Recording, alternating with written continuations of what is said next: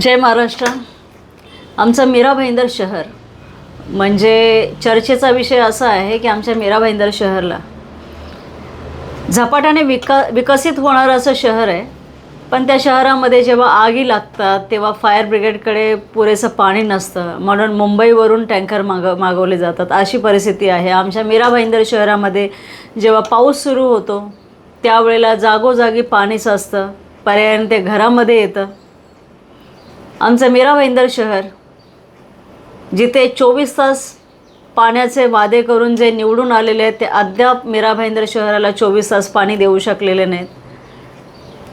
मीरा भाईंदर शहर जे कचरामुक्त म्हणून शहर हे पुरस्कार घेतात, तिथे आजही कचऱ्याचं वर्गीकरण करण्याची सुविधा आमच्याकडे नाही आहे. मीरा भाईंदर शहर जिथे कांदळवन तोडून आमचे इकडचे नेते भले मोठे क्लब उभे करतात, आदिवासींच्या जमिनी हडप केल्या जातात, अशा बऱ्याच गोष्टी आमच्या मीरा भाईंदर शहरामध्ये. जसा बॉटलनेक आहे जो जगभरात प्रसिद्ध झाला, ज्या प्रकारे मेट्रोचं उद्घाटन झालं आणि त्या दिवशी आपले CM देवेंद्र फडणवीस यांच्या समवेत जे आमच्या मीरा भाईंदरचे 2 आमदार जेव्हा बसलेले होते आणि त्यावेळेला जे त्यांची चर्चा झाली ते कॅप्चर झाले कॅमेऱ्यामध्ये. आणि ती चर्चा इतकी मोठ्या प्रमाणात रंगली की त्या चर्चेचा आता एका वादाच्या स्वरूपामध्ये मीरा भाईंदर शहराच्या समोर आले आणि पत्रकारांना तो कंटेंट मिळाला आहे. कोणाच्या किती जमिनी आहेत, कोणी किती जमिनी बळकावल्या आहेत, कोणी आदिवासी जमिनी किती खाल्लेल्या आहेत, कोणी शासकीय जमिनी किती खाल्लेल्या आहेत, हे आमच्या पालिकेच्या अधिकाऱ्यांना खूप चांगल्या प्रकारे माहिती आहेत आणि सगळ्या नेते मंडळीला माहिती आहे, इकडच्या जनतेला माहिती आहेत. एकही आमदार कोणी कुठलाही धुतल्या तांदळाचा नाही आहे. दोघांनीही आदिवासीच्या जमिनी खाल्लेल्या आहेत. दोघांनी आदिवासींकडे जाणारा रस्ता जो आपल्या प्रायव्हेट प्रोजेक्टकडे नेले, तर एकाने कांदळवन तोडून तिथे करोडो रुपयांचा क्लब उभा केला आलिशान असा. बऱ्याच गोष्टी आहेत ह्या मीरा भाईंदर शहरामध्ये जे आमदारांनी, आमच्याकडे खासदारसुद्धा आहे, आमच्याकडे एक नरेश म्हस्के नावाचे, पण ते खासदार निवडून आल्याच्या नंतर इकडे कधीही फिरकले नाही. इकडे फक्त प्रचारालीत त्यांनी स्वतःचं तोंड दाखवलेलं होतं, त्यानंतर ते कधीही आमच्या मीरा भाईंदर शहराला आले नाहीत. आमच्याकडे शासकीय असं सुसज्ज रुग्णालय नाही आहे. टेंबा हॉस्पिटल जे पंडित भीमसेन जोशी नावाचं जे हॉस्पिटल आहे, महापालिकेचं एकमेव हॉस्पिटल, त्या हॉस्पिटलची अवस्था अशी आहे की तिथे उंदीर पेशंटचं बोटं कुरतडतो उंदीर ICUमधल्या पेशंटचं आणि त्या पेशंटची डेथ होते. अशी परिस्थिती आहे. जे आमच्याकडे एकमेव महिलांचं प्रसूतीचं जे हॉस्पिटल आहे इंदिरा गांधी हॉस्पिटल, तिथे महिलांना जे अत्यावश्यक अवस्थेत जे लागणाऱ्या यंत्रसामग्री आहेत त्या तिथे नाही आहेत. अशा अवस्थेमध्ये त्यांना नायरसारख्या हॉस्पिटलमध्ये पाठवलं जातं, नायर वाडियामध्ये. अशी परिस्थिती आमच्याकडे. म्हणजे प्रत्येकजण स्वतःला विकास पुरुष नाव लावून घेतं, पण विकास झाला आहे कसला मला ते समजत नाही. आजही आमच्याकडे सरकारी शाळा नाही आहेत 10वीपर्यंत. ज्या शाळा आहेत सुसज्ज त्या फक्त ह्या नेते लोकांच्या आहेत आणि ते भरमसाठ फी आकारली जाते. इथे सुसज्ज असं सरकारी शाळा नाही आहे, सरकारी रुग्णालय नाही आहे. अशी अवस्था असताना जे 2 आमदार जे आमचे आहेत, एक मंत्री आहेत परिवहन प्रताप सरनाईक साहेब जे 146 ओवळा माजीवाडा मतदारसंघातून निवडून आलेत, आणि दुसरे आणि महत्त्वाचे म्हणजे ज्यांना असं वाटतं की आमच्या CMने अडॉप्ट केलेलं आहे ते म्हणजे नरेंद्र मेहता जे 145 मतदारसंघातून म्हणजे मीरा भाईंदर मतदारसंघातून ते निवडून आले. असे आमचे 2 आमदार जे आहेत ते फक्त ही जनतेची कामं बाजूला सोडून, एक जण आहे विकास पुरुष, एक जण स्वतःला मेट्रोमॅन लावतो, एक जण स्वतःला मेट्रोचा शिल्पकार लावतं, आणि अशी 2 प्रतिभाशाली जे व्यक्तिमत्व आहे ते फक्त एकमेकांची उणीधुणी काढण्यामध्ये व्यस्त आहेत. कारण मेट्रोमध्ये झालेली ती चर्चा की मेहताची 30% जमीन आहे, 10% मला दिली तर खूप आभार होतील, ह्या चर्चेपासून जे सुरू झालेला वाद आहे त्या वादाचं रूपांतर असं झालं की मेहता म्हणाले की जर माझ्याकडे एवढी प्रॉपर्टी असती तर सरनाईक माझा ड्रायव्हरसुद्धा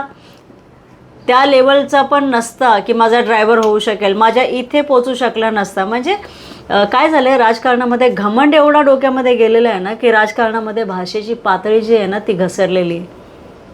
आणि त्यानंतर मग सरनाईकच्याच एका शिवसैनिकाने मेहताच्या टॉवेलपासून सगळी आबरूची लक्तरं काढली.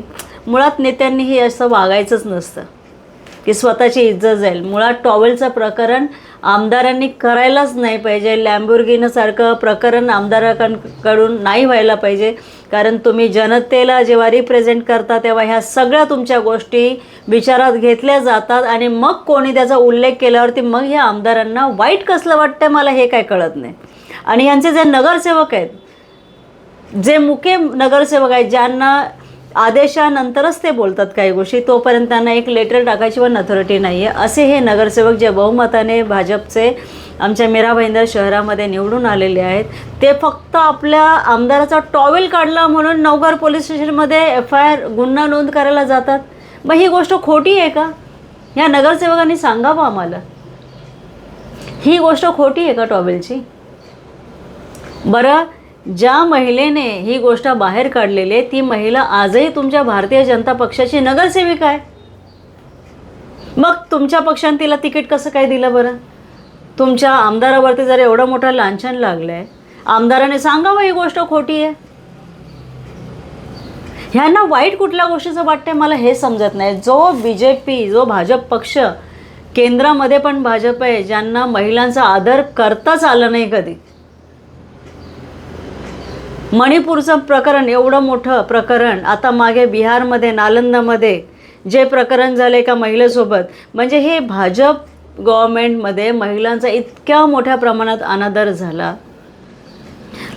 ह्या आमच्या मीरा भाईंदरमध्ये जे टॉवेल प्रकरण जे गाजलं त्याच्यावरून ह्या आमदाराचं मागच्या वेळेस आमदारकी गेली.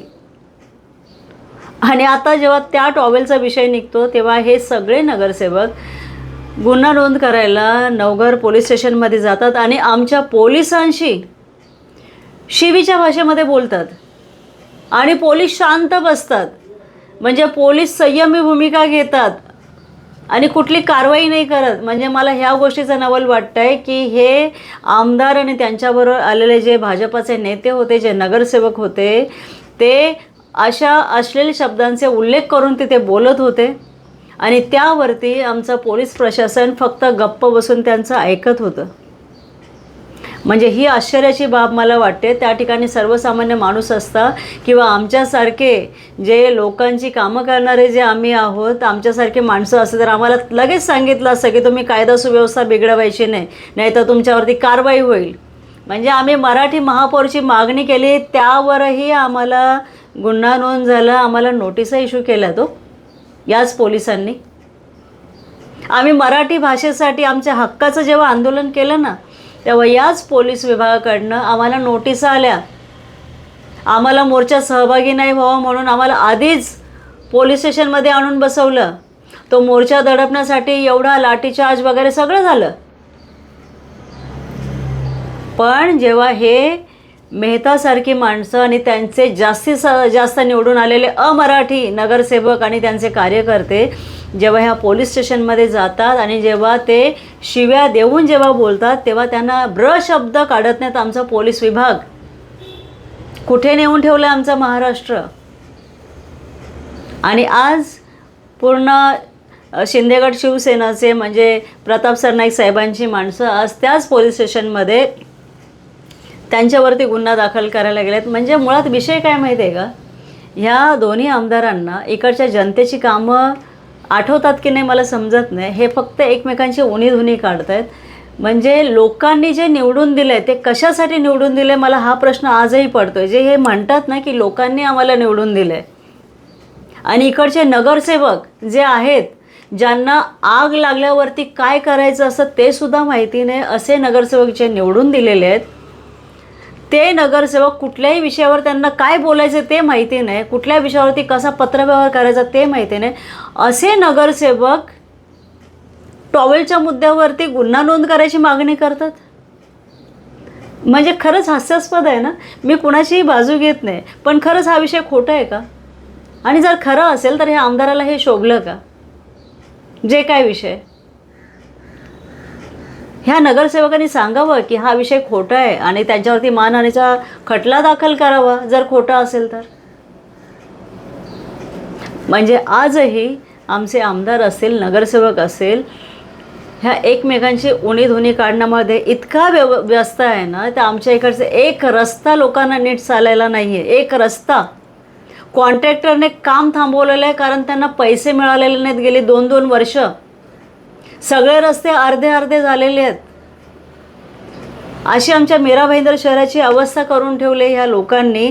आमच्याकडे ड्रग्ज जे संपूर्ण महाराष्ट्रामध्ये मिळत नसेल ते सगळे ड्रग्ज आमच्या मीरा भाईंदर शहरामध्ये वाढलेले आहेत. इथे ड्रग डीलर्सची संख्या वाढलेली आहे. तरुण हा ड्रग्सच्या आहारी चालला आहे, पण याच्यावरती यांना काही देणं घेणं पडलेलं नाही आहे. यांना फक्त आपल्या घरात करोडो रुपये कसे येतील आणि एकमेकांची उणीधुणी काढून स्वतः चर्चेत कसं राहायचं, फक्त एवढंच यांना माहिती आहे. फक्त चर्चेत कसं राहायचं. म्हणजे कुठे नेऊन ठेवलं आहे मीरा भाईंदर, कुठे नेऊन ठेवलं आहे महाराष्ट्र. याच्यामध्ये जे आमचे CM आहेत देवेंद्र फडणवीस साहेब, यामध्ये एक शब्दही का नाही बोलत. आणि जे डेप्युटी CM आहेत एकनाथ शिंदे साहेब, जे महाराष्ट्र सरकारमध्ये मांडीला मांडी लावून जे राज्य उपभोगत आहेत, इथे मीरा भाईंदरमध्ये तुमचेच 2 आमदार एकमेकांची उणीधुणी काढतात. हे 2 जे आमचे CM आणि डेप्युटी CM आहे, ह्या विषयावरती एक शब्द पण का बोलत नाहीत, का बोलताना दिसत नाहीत, हा प्रश्न माझ्यासारख्या सर्वसामान्य माणसाला पडतो. कारण आम्ही टॅक्स भरतो आणि आम्हाला पाहिजे की तुम्ही तुमचे भांडणं करण्यापेक्षा आमच्या मीरा भाईंदरच्या जनतेला ज्या सुखसोयी हव्यात ना, त्या दृष्टीने तुम्ही पाऊलं उचला. पण तुम्ही काय करताय. आणि हे फक्त यासाठीच पाहिजे का की ह्या मीरा भाईंदरमध्ये दुसरा कुठलाच पक्ष नाही, फक्त शिवसेना शिंदे गट आणि फक्त भाजप आणि फक्त नरेंद्र मेहता आणि फक्त प्रताप सरनाईक, हे 2च नेते आहेत. हे दाखवण्याचा एक बाजूने प्रयत्न करताय का, असा एक मला प्रश्न पडतोय. कारण ह्या मीरा भाईंदरमध्ये आमच्यासारखी लोकसुद्धा आहेत जे जनतेसाठी फक्त काम करतोय. पण इथे हे दाखवण्याचा प्रयत्न आहे की फक्त तू मोठा आहेस आणि मी मोठा आहे. आमच्यापेक्षा भांडणारे पण दुसरे मोठे नाहीत, आमच्यापेक्षा उणीधुणी काढणारे पण दुसरे नाही आहेत. फक्त सरनाईक आणि मेहता ही जुगलबंदी जी चालली आहे ना, ते ह्या आमदारांनी जरा थांबवावी. आणि ते जे चाललेलं आहे ना, जे झॉम्बी ड्रग्सचा जो व्हिडिओ पूर्ण मीडियामध्ये जो चालला की मीरा भाईंदरमध्ये झॉम्बी ड्रग्सचा एक रुग्ण आढळला, एक तरुण आढळला, हा इतका महत्त्वाचा विषय आहे. याच्यावरती ह्या 2 आमदारांनी बसून सोल्युशन काढलं पाहिजे. एक तर परिवहन मंत्री आणि एक आमदार आहे जो स्वतःला गॉडफादर समजतो आहे मीरा भाईंदरचा. त्या आमदाराला असं वाटतं की मी म्हणजे मीरा भाईंदर, मी जे करणार तेच होणार. मग हे ड्रग्ज जे मीरा भाईंदरमध्ये आलेत हे कोणाच्या सल्ल्याने आलेले आहेत. हे जे आमच्या ब्रिजच्या खाली जे हजारो लाखो जे भिकारी येऊन बसलेले आहेत ते कोण आहेत, त्यांच्याकडे कुठले कुठले ड्रग्ज असतात, ह्याचा तपास केला आहे कधी. ह्या 2 आमदारांनी कधी अशी पाहणी केली आहे. जे झाडू मारायला बाजूबाजूला उभे राहतात, यांनी कधी या भिकाऱ्यांची चौकशी केली आहे. कोण आहेत हे, कुठून आलेले आहेत, हे ड्रग्ज कुठून येत आहे, काय ह्यांना माहिती नाही, आमच्या पोलिसांना माहिती नाहीत. म्हणजे इतका मोठा गंभीर विषय आमच्या मीरा भाईंदरमध्ये. इकडचा तरुण हा ड्रग्सच्या आहारी चालला आहे आणि हे लोक फक्त कोणाचा टॉवेल किती पडतोय आणि कोण किती सांभाळतोय, कोण ड्रायव्हर होण्याच्या लायकीचे आहे आणि कोणाचा टॉवेल पडणार आहे, फक्त ह्या फालतू विषयांमध्ये हे 2 आमदार अडकतात आणि पोलीस स्टेशनला जातात आणि पोलिसांना एंटरटेन पण करतात. आणि हे जे नगरसेवक आहेत, बहुसंख्येने जे निवडून आलेले नगरसेवक आहेत, हे अशा फालतू गोष्टीसाठी जातात. तुम्हाला माहिती तरी आहे का तुमच्या विभागामध्ये कुठल्या कुठल्या क्षेत्रामध्ये ड्रग्ज विकले जातात. ह्या विषयावरती कधी हे नगरसेवक गेलेत का, कधी हे पोलिसांना ह्यांनी पाठपुरावा केला आहे का. कितीतरी अनधिकृत झोपडपट्ट्या ज्या तुमच्याच पक्षाच्या लोकांनी बसवलेल्या आहे, जिथे आता आग लागली मागे भाईंदरला, जिथे आग लागली ह्या भाजपच्याच लोकांनी बसवलेल्या झोपडपट्ट्या होत्या. कोण होती ती माणसं, कुठून आलेली होती, त्यांना कोणी आधार कार्ड दिले, त्यांना आता ते म्हणतात ते बांगलादेशी होते, ते रोहिंग्या होते, पण त्यांना आणलं कोणी, त्यांचे हप्ते कोण घेत होते, त्या झोपडपट्ट्यांमधून भाडं कोण घेत होतं, हा पण एक चर्चेचा विषय आहे ना. म्हणजे तुमच्या नगरसेवकांना आज हे माहिती नाही की कुठे कुठे इल्लीगल झोपडपट्ट्या आहेत, कुठे बांगलादेशी राहतात, कुठे रोहिंगे राहतात, किंवा कुठे ड्रग्ज डीलर राहतात, कुठल्या कुठल्या शाळा कॉलेजांमध्ये हे ड्रग्ज विकलं जातं. नगरसेवक झालात ना तुम्ही, तुमचं कार्यक्षेत्र तुम्हाला माहिती आहे की नाही? कुठल्या कार्यक्षेत्रामध्ये किती शाळा कॉलेजेस जातात, कुठले असे डार्क एरिया आहे जिथे रेड झोन एरिया आहे जिथे हे सगळं चालतं, कुठल्या क्षेत्रामध्ये वेश्या व्यवसाय चालतो, तुम्हाला माहिती नाही. तुम्ही नगरसेवक कशासाठी झालात? तुमच्या नगराचा अभ्यास करण्यासाठी झालात ना, की तुम्ही फक्त टॉवेलसाठी आणि ड्रायव्हरसाठी तुम्ही पोलीस स्टेशनला जाणार? हे विषय तुम्ही पोलिसांबरोबर बसून कधी घेणार आहात? हे विषय गंभीर आहेत की नाहीत, की फक्त टॉवेलचा विषय आणि ड्रायव्हरचा विषय हे महत्त्वाचे विषय आहेत? फक्त आपापल्या आमदारांची इज्जत झाकण्यासाठी तुम्ही पोलीस स्टेशनला जाताय? मग इकडचं तरुण काही करो, कुठल्याही दिशेला जाओ, इथे बाहेरची संख्या कितीही वाढव, तुमचे इलेक्शनचं गणित वाढवण्यासाठी तुम्ही बाहेरच्या लोकांना इथे बोलवता, त्यांचं वोटिंग कार्ड काढता, त्यांचं आधार कार्ड काढता, सगळे डुप्लिकेट त्यांचे डॉक्युमेंट्स तयार करता, आणि पर्यायाने तुम्ही पुढच्या येणाऱ्या 10 वर्षात हे मीरा भाईंदर सर्वसामान्य लोकांना राहण्याच्या योग्यसुद्धा ठेवणार नाहीत, अशी परिस्थिती ह्या आमदारांनी आणि ह्या नगरसेवकांनी करून ठेवली आहे. आत्ता तरी सर्वसामान्य माणूस जागणार आहे का? किती महत्त्वाचे विषय आमचे मीरा भाईंदरचे आहेत, आणि हे नगरसेवक जिंकून आल्याच्या नंतर बाहेर पडतात ते कशाला? एक जातो आपल्या आमदाराचा टॉवेल वाचवायला, दुसरा जातो आपल्या आमदाराला ड्रायव्हर शब्दापासून वाचवायला. हेच महत्त्वाचे विषय राहिलेले आहेत का तुमच्याकडे? ह्यासाठी तुम्ही आमदार झालात? कशासाठी म्हणून तुम्ही आमदार झालात? जनता दरबार हा जो नवीन कन्सेप्ट सुरू झाला, चांगली गोष्ट आहे, जनता दरबार लावा, पण फक्त एकमेकांना खाली लेखण्यासाठी नाही, तर जेन्युइन लोकांची कामं करण्यासाठी तो जनता दरबार लागला पाहिजे. माझ्याकडे दोन्ही आमदारांचे विषय आहेत. त्यांनी पहिल्या आपण जे स्वतः शासकीय भूखंड जे हडप केलेले आहेत ना, ते पहिले सोडावेत. मेहताने जे CRZची वाट लावली आहे, आणि सरनाईकने जे कॅफे हॉलिडे सारखे गोष्टी करून शासकीय जागा हडप केलेल्या आहेत ना, पहिले तुम्ही स्वतः नील व्हा या विषयातून. जनता दरबार लावताय ना तुम्ही. बऱ्याच गोष्टी आहेत अशा दोन्ही आमदारांच्या आणि त्यांच्या लोकांच्या सुद्धा. आता मागे माझ्या मुलावरती ज्यांनी हल्ला केला, कोणाची माणसं होती ती? कोण होती ती माणसं? जी आधी मेहताची होती आणि आता सरनाईकडे गेलेले, म्हणजे ह्या दोघांचीच माणसं होती ती, जे दिवसाढवळा महिलांशी अश्लील व्यवहार करत होते, महिलांना बोटं करून दाखवत होते, महिलांची दिवसाढवळा छेडखानी करत होते, जे दिवसाढवळा हत्यारं घेऊन आले मारायला. ही कोणाची माणसं होती? याच्यावरती पण जनता दरबारमध्ये बोललं पाहिजे. आता दोघांच्या दरबारमध्ये हे बोललं पाहिजे. कोण होती ही माणसं? तुमच्याच पक्षाची आहेत ना, जे आधी इकडे होते आणि मग तिकडे गेली. म्हणजे तुमचाच पक्ष ही गुंडगिरी आमच्या मीरा भाईंदरमध्ये पसरवायला लागले. आज आमच्या मीरा भाईंदरमध्ये महिलासुद्धा सुरक्षित नाही आहेत, तरुण मुलंसुद्धा सुरक्षित नाही आहेत. ह्याला जबाबदार कोण आहे? मी तर म्हणेल एक टॉवेलवाला आणि एक ड्रायव्हर, कारण दोघांनीच एकमेकांना ही नावं दिली आहेत ना. आम्हाला कुठं माहिती होतं की कोण ड्रायव्हर होण्याच्या लायकीचं आहे, कोणाचा टॉवेल किती सुटला? आम्हाला नाही माहिती, सर्वसामान्य जनतेला. हे 2 आमदारांनीच आम्हाला सांगितलं आहे. आता हे टॉवेलवाला आणि ड्रायव्हर हे आमचं मीरा भाईंदर शहर चालवणार आहेत. बघा सर्वसामान्य जनता, म्हणजे अक्षरशः चीड आणण्यासारखी गोष्ट आहे. मीरा भाईंदरमध्ये इतका महत्त्वाचा विषय आहे, आणि पोलिसांनी ह्यांना एंटरटेन करणं म्हणजे केवढी लाजिरवाणी गोष्ट आहे. पोलीस कायम ह्यांना साथ देते, कायम ह्यांना एंटरटेन करते, पण मराठीच्या विषयावरती हेच पोलीस मराठी माणसाच्या विरोधात उतरतं. आम्हाला आंदोलन करण्याचा जो लोकशाही मार्गाने जो आपला अधिकार आहे, तो अधिकारसुद्धा आमच्याकडनं हिरावून घेतात पोलीस विभाग. कारण गृह मंत्रालय देवेंद्र फडणवीस साहेबांकडे आहे. मला तर असं वाटतं हळूहळू ते सुद्धा UP बिहारला जाऊन शिफ्ट होणार आहेत. ते स्वतःला महाराष्ट्राचे मानतच नाहीत, सगळीकडे जाऊन ते काय काय घोषणा करून येतात.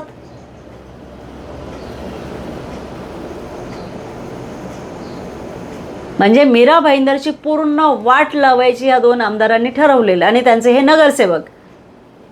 मागे आग लागली तेव्हा त्या नगरसेवकांना माहिती नव्हतं काय करायचं आहे, तिथल्या लोकांना माहिती नाही की हाच तो नगरसेवक आहे, हीच बाई ते नगरसेवक आहे. असे नगरसेवक निवडून आले. नगरसेवक ज्यांना बोलता येत नाही हो, ज्यांना बोलता येत नाही असे नगरसेवक त्या मेहताच्या टॉवेल वाचवण्यासाठी बोलत आहेत. त्यांच्या पर्सनल विषयावरती नाही बोलायचं आहे कोणाला, पण तुमचं जेव्हा पर्सनल विषय जेव्हा जग जाहीर होतात ना, तेव्हा ते पर्सनल नाही राहत, कारण तुम्ही पब्लिक फिगर आहात. तुम्ही घरात जेवता ना, ते पण पर्सनल नाही आहे, कारण तुम्ही पब्लिक फिगर आहात, हे तुम्ही विसरताय. तेव्हा हे ड्रायव्हर आणि टॉवेलवाले दोघांना सांगू इच्छिते, करण्यासारखी खूप कामं आहेत मीरा भाईंदरमध्ये, जरा तिकडे लक्ष घाला आणि फालतूगिरी दोघांनी थांबवा. मीरा भाईंदरचा सर्वसामान्य नागरिक टॅक्स पेअर म्हणून मला असं वाटतं ह्या दोन्ही आमदारांनी आपली नाटकं थांबवावीत आणि लोकांच्या हिताचा काहीतरी विचार करावा. जे झॉम्बी ड्रग्स आले ना त्याचा पाठपुरावा करावा, जे भिकारी कुठून आलेत ना त्याचा पाठपुरावा करावा. ही नाटकं थांबवा तुम्ही. धन्यवाद. एवढं बोलून थांबते. जय हिंद, जय महाराष्ट्र.